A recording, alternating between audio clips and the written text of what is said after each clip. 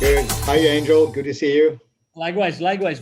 Good to see you. So we are here today because we've been receiving a lot of messages from our C-level counterparts online on LinkedIn and other sources and other meetings and gatherings that we organize almost every single week. Mhm. And if you had to summarize, what's top of mind right now of most of the C-level executives in the organizations in the world regarding of the industry, what would you say?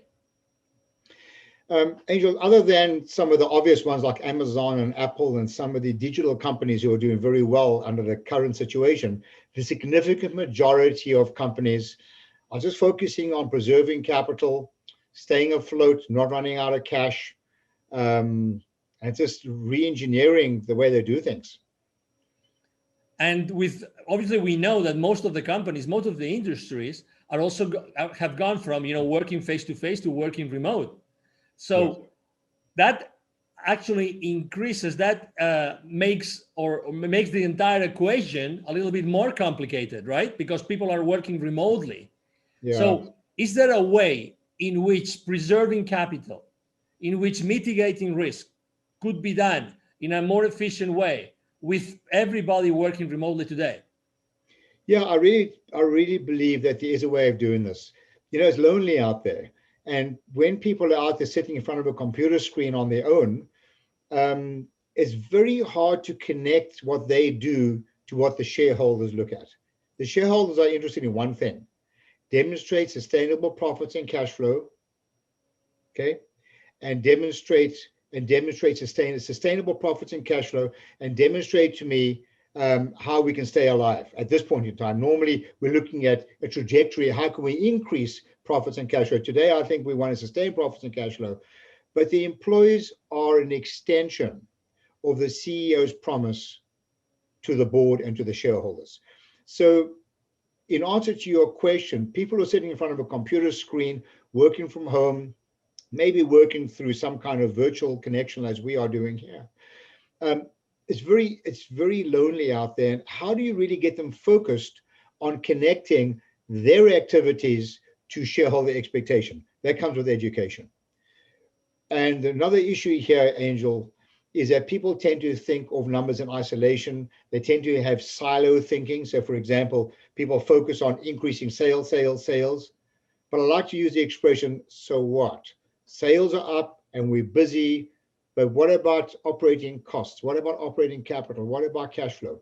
And if everybody understood the financial implications of what they did without thinking in a silo and could think the bigger picture, I really believe, and I've experienced this over and over again, that people's behavior and the way they think would actually change. In the last 25 years, you've trained more than 20,000 business operators and Mhm. C-level executives in corporations all Yeah, over the world of many different sizes, many different industries. yeah. If you had to say that's something that they all have in common when you start working with them, what would you say? What would you say you see? Do you think that in the beginning everybody is aware of the consequences of the implications of their decisions on a daily basis? Oh my word. I've tested thousands and thousands and thousands of people across the board, from entrepreneurs to C-level executives to CEOs of companies. And in my experience, non-financial operators and organizations are less than 40% financially literate, even at a basic level. Just what is the role of a P&L, balance sheet, some simple questions. More less than 40% financially literate. Can you imagine if people don't understand the financial implications of what they do and they work in a silo? Can you imagine how much profit is slipping through the cracks? And because basically they don't know what they don't know. It's a huge problem in organizations, Angel, across the board. Let me ask you a tricky question. Yeah. How many people in an organization do have signing power in their bank accounts? When I do workshops, and sometimes I speak at conferences and ask people to show me on their fingers, how many people have signing power, and they say 1, 5, 3. I said, you're all wrong. Everybody has signing power on your bank account. Your employees are the custodians of your company's profits, and they are an extension, in effect, of the pen that is signing the checks. The time that check gets signed, it's too late. So what are you going to do? Go back and tell someone, well, I'm not going to pay for this labor cost because we screwed up and had to do a rework on our job, or you overpaid a vendor, or we were inefficient. It's not going to happen. It's too late. You've got to deal with this at the root of the issue, not when you sign the checks.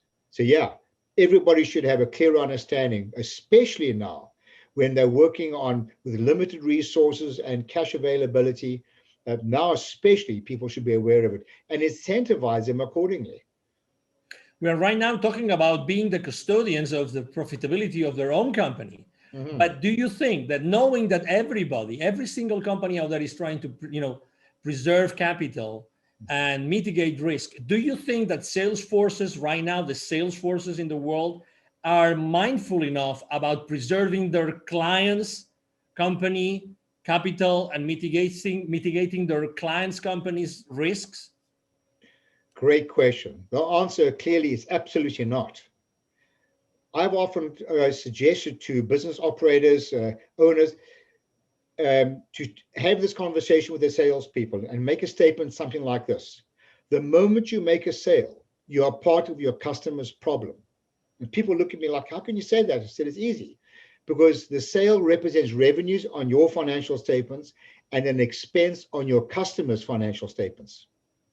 And it is incumbent upon a professional salesperson to demonstrate how the cost on their P&L, the customer's P&L, what the service that you're offering, the contribution will equal or exceed the cost on their P&L. And until that happens, you are part of their problem.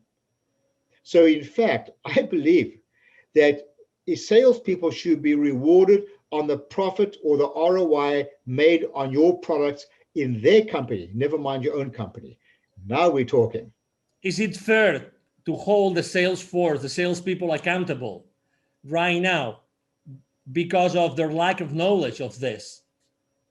No, it's simply not reasonable. I mean, one cannot reasonably hold people accountable if you don't engage them and educate them. It's not reasonable. They're working in a silo. They're working blind. It's like walking towards a cliff with your eyes closed. So how can you expect people to make fiscally responsible, financially fiscally responsible decisions when they're actually completely naive? I mean, you ask people, how much volume must you sell when you discount?